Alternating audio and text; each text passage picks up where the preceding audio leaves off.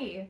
So I'm so excited that I had a piano student, a viewer of mine on my YouTube channel, ask me some questions specifically. So I would love for any of you to do that at any point. Please ask me what you want to learn about the piano.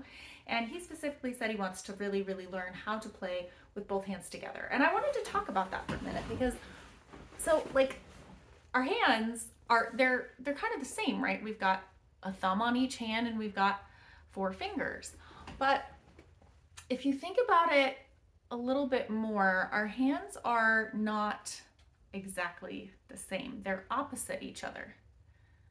So you've got your thumbs that kind of are in the center, and then all your fingers. But when you're playing on the piano, your pinkies are on opposite sides of each other.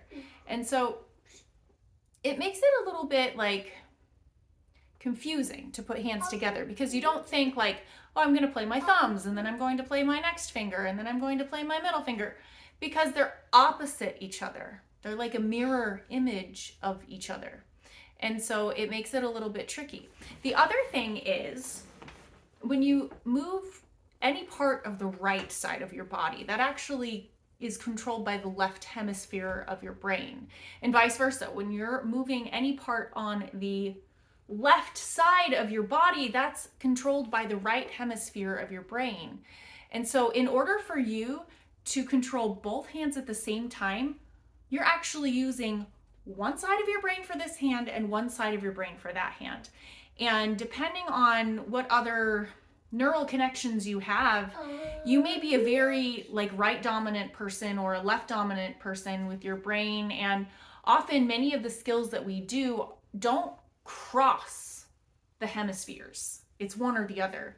But with music and with piano playing, you're actually stimulating that cross hemisphere connection through the corpus callosum. And so it's like it's creating new neurons in your brain when you use both hands at the same time. And it's something that you may not do very often. You know, you eat with one hand, you write with one hand, we drive, like a lot of the skills that we use in life, we don't need both hands to be working together simultaneously.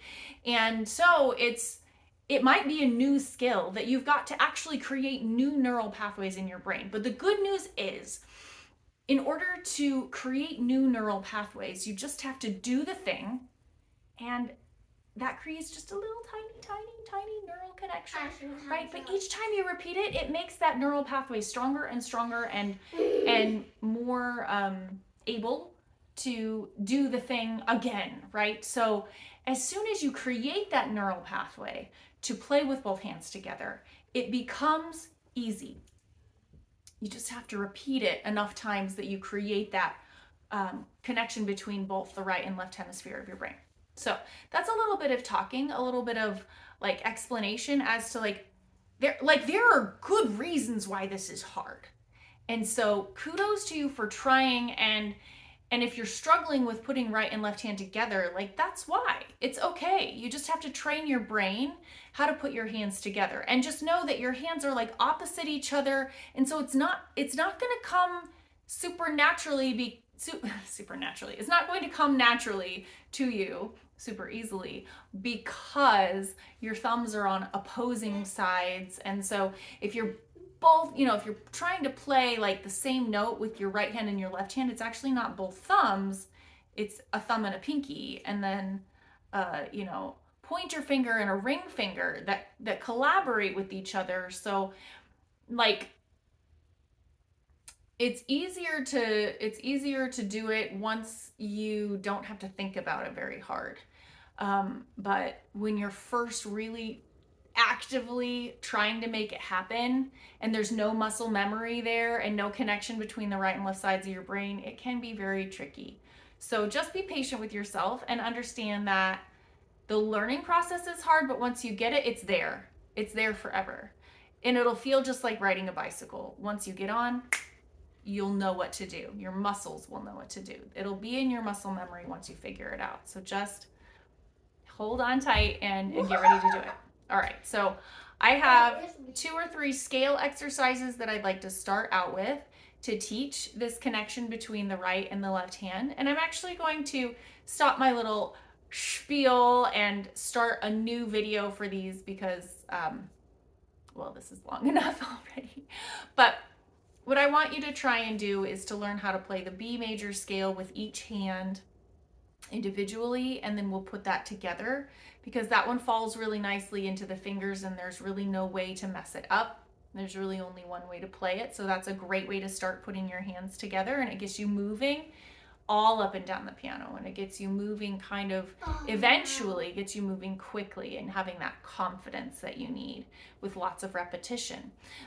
So the B major scale with hands together is really great. And then because of this mirror image of the hands, I actually really like to start really early on with C major scale in contrary motion, where you both start on middle C and you kind of work your way out from there.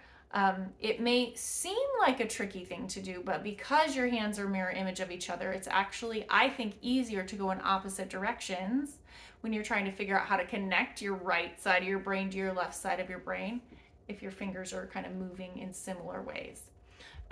So those two things, B major scale and then C major scale in contrary motion, are a great place to start. And then just working on some warm-ups where we put the hands together.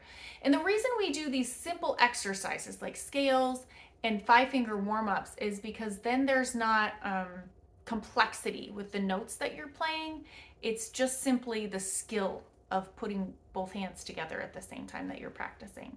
And once you get that skill, then you can apply it to actual songs that are interesting. So bear with me, bear with the process. I know that it's like a little bit like less interesting if it's not a fun song to play, but just like if the skill is tricky, if you're having a hard time putting your hands together, first you need to train your brain how to work right and left side together. You need to figure out how to get those fingers to fire like not just independently but simultaneously.